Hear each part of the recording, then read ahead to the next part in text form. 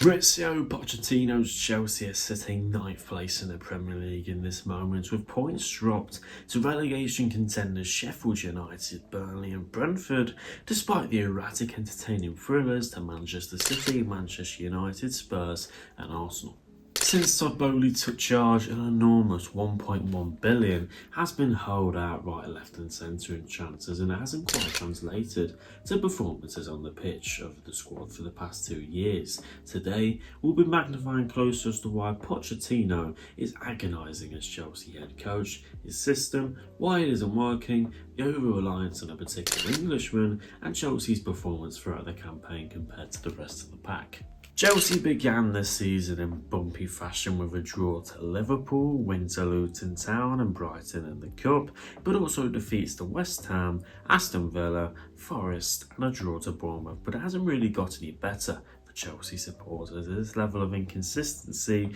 has carried out right through the whole season, with the two-time Champions League winners fighting amongst themselves in mid-table. Now, for a club of the size and the personality as Chelsea, this simply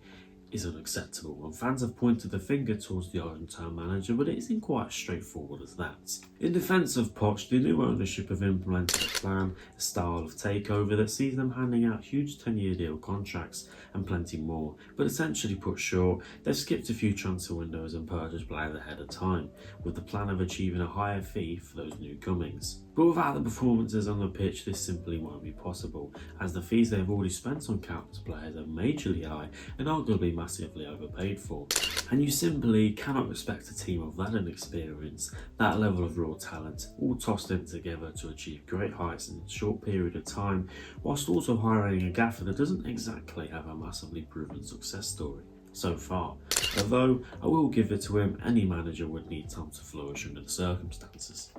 But as difficult as a role that Mauricio Pochettino has had to take on, his football has been fairly atrocious. He's immensely over-reliant on the £40 million signing Cole Palmer to individually win them games this season, progress the ball up the pitch from deep, find inside spaces every time they look forward, and essentially be everywhere on the pitch. Palmer usually occupies on the right side for Chelsea in a 4-4-2 out of possession, but has the freedom to drift and find solutions to Chelsea in possession sequences, as he often comes deep to the centre-backs or midfield to take the ball himself and be that progressive outlet for the Blues, but he also enjoys finding pockets of space behind the midfielders to then pounce on an attacking move. But when he does create chances in that attacking move, there's little to no rhythm or melody in the final third, as they lack connection and any real plan or intent when moving towards the goal. The attacking players consist of mass inexperience and promising glimpses, but understandably not ready to perform at this level with instant impact just yet.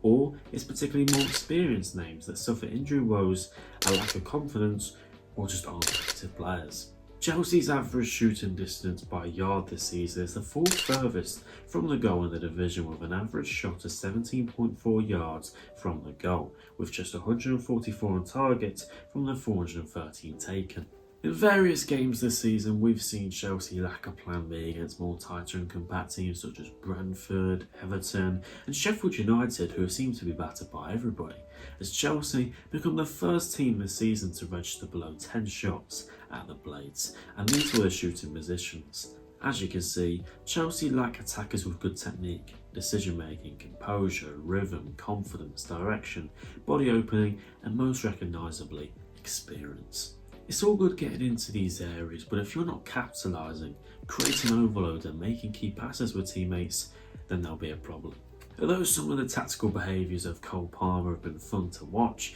with him pulling markers out of their positions, him making opposition players look silly trying to tackle him, this is not sustainable at all, and Pochettino needs to show improvement at his problem solving and find more solutions to break teams down, as Chelsea only often turn up to the bigger teams as they give more space and play openly with more risk. However, it isn't just the attacking nature of Pochettino's alliance that have been having a miserable time, it's the mentality and focus from different players, especially in the second half of games. As we can see here, from this half-time until full-time table for our transfer market, Chelsea are ranked 18th from their second half of space and have conceded 33 out of their 52 goals after half-time quite commonly in the last 15 minutes. This clearly shows how fragile the Chelsea team are and that they switch off in large parts of the game. When other players are inexperienced and rumoured to lack good fitness, this is an embarrassing statistic that only mentally weak teams suffer from and needs to be addressed already by the coaching team, as you can't go on and achieve success when the players in the final minutes are ball watching, the midfielders let them run a sprint beyond them into dangerous areas, and the fullbacks are lacking any sense of awareness. In summary, Chelsea standards are at an all-time low from top to bottom, with a manager that's poised with the job of cramming lots of young raw players into a system with the looming targets of success over his head, but also sharing tactical incapabilities that endure Chelsea supporters in the pain of watching them try and break down a low block and a well-drilled compact side. But I personally feel that it's a process and any manager would need time and support throughout the reign, but I'm not convinced Poch has the tools to work any magic. With Stamford Bridge debating the patience they have left for the on-field success, what do you think of Chelsea and what should be their next chosen steps in an attempt to bring back glory and catch up to their rivals? Thank you for watching, talk to me in the comments and I'll see you in the next one.